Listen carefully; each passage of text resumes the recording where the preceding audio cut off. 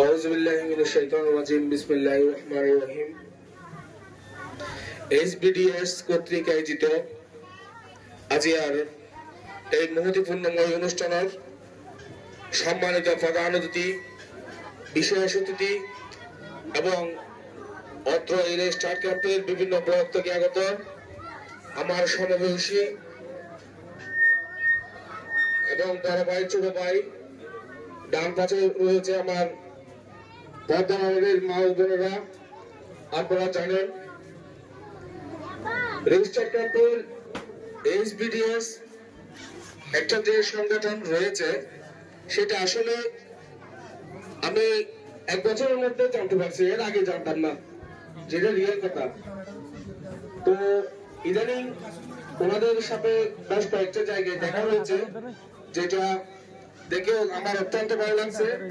আসলে আমাদের উকিয়াতে অনেক সংগঠন রয়েছে এই ব্লাড ডোনার সোসাইটির, কিন্তু এই ধরনের একটা সংগঠন, এই ধরনের একটা মানসিকতা নিয়ে সংগঠন আমি উকিয়ার দুটো দেখি নাই।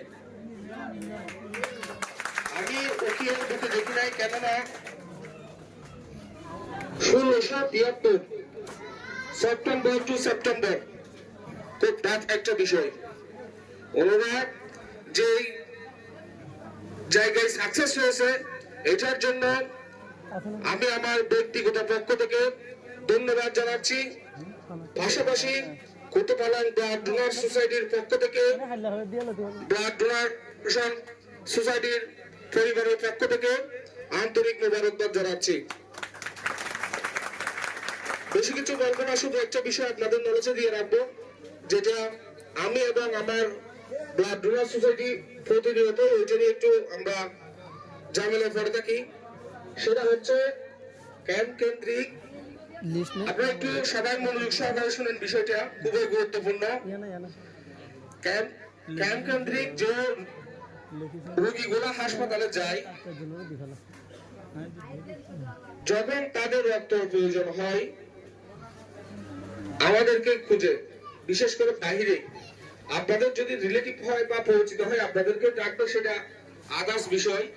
যেমন একটা সমস্যা পড়ছিলাম, সেটা হচ্ছে ক্যাম্প 20-র এক বৃদ্ধ মহিলা পালং হাসপাতালে ভর্তি ছিল, পালং জেনারেল হসপিটালে।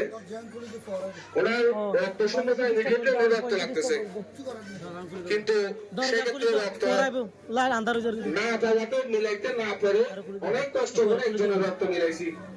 রক্তের গ্রুপটা হচ্ছে নেগেটিভ, নেগেটিভ ব্লাডটা আমরা ম্যানেজ করছি, কিন্তু ডোনার যে ডোনার করবে, ডোনেশন করবে, ওই ব্যক্তিটা হচ্ছে একজন শ্রামণ।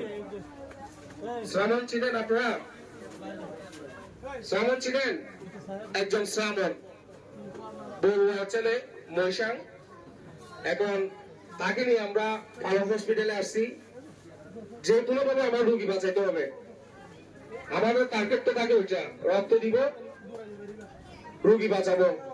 এখন পরে শেষে যখন ওনাকে দেখছে, উনি আর রক্ত নিচ্ছে না, উনি নিচ্ছে না, ওনার অ্যাটেন্ডেন্স যেগুলো আছে ওনার পরিবারের, তারাও পর্যন্ত না আমার রোগী মারা যাবে, কিন্তু আমি এই ব্যক্তির রক্ত ওনার দেহে প্রবেশ করতে দিব না।